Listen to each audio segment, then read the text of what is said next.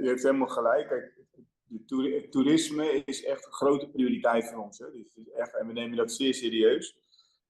Tegelijkertijd moeten we hier slimmer in gaan werken. Dus moeten wij met onze partners in gesprek en kijken hoe we samen, laten we zeggen, deze service en daarmee ook de veiligheid kunnen optimaliseren voor de mensen die ons eiland bezoeken.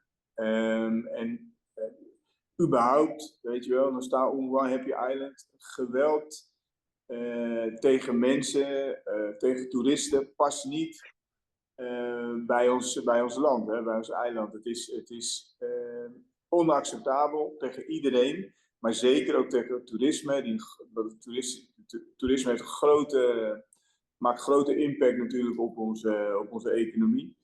Dus ja, maar nogmaals, ik weet het klinkt als een herhaling, per ons meester prioriteren. Hoe gaan we dit doen en wat kunnen we daarvoor gebruiken? Dus, en ook weer, wat doen wij wel en wat doen wij niet? En wie kan misschien iets anders doen? Het gaat erom dat nog staat, weet je, mijn filosofie. Dus Basico, waarmee ik leiding geef, maar waarmee ik ook het korps de komende jaren in ieder geval zal sturen, is bij Palabra Union. Alles draait bij mij om Union. We moeten dus in onze eigen organisatie als Union moeten we opereren en optrekken. Maar het geldt ook voor het veiligheidsvraagstuk Unos partnerland.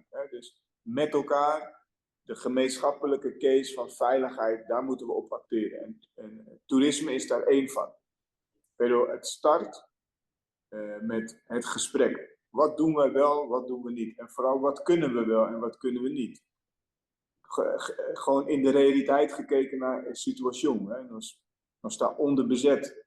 En wij gaan geen roofbouw plegen op onze collega's. Die collega's zetten zich keihard in, elke dag. Staan altijd klaar, zijn zeer betrokken. Maar het raakt ook op. Het zijn ook mensen. En daar ga ik wel voor waken. Hoe is de situatie nu van deze toeristen? Dus heeft u contact met hun? Zijn die mensen die dit heeft gedaan al bij jullie? Wat is de situatie? Oh, u bedoelt nu specifiek de situatie waarbij een persoon is mishandeld. Nou, wat er is gebeurd, hè, er is dus een persoon, een Canadese man, is dus door meerdere personen mishandeld. En wij hebben ook deze zaak nemen we zeer hoog op. En we leven natuurlijk ook mee met de familie, maar tegelijkertijd zetten we ook in echt op de opsporing. En we zijn op de goede weg. En laat ik het zo zeggen, we zijn op de goede weg. En wij zullen in de loop van deze week, en dat zult u ook horen, zullen wij naar buiten komen met een mededeling over de zaak. Hebben jullie 2 mensen al binnen of nog steeds niet? Nee, we zijn echt goed bezig. Het ding is, wij zijn op deze casus echt scherp bezig. Dus in de loop van de week, u moet weten, we nemen dit zeer serieus. En de collega's zijn ook echt heel hard aan het werk. Maar het is ook, we willen niemand verrijken met de kennis verder op het moment.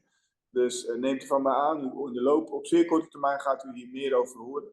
En dan zullen we ook naar buiten komen met wat we hebben en hoe de situatie ervoor staat. Maar het is vooral verschrikkelijk wat deze man is gekomen. En nogmaals, geweld past niet hier op het eiland. En we zullen daar keihard tegen optreden.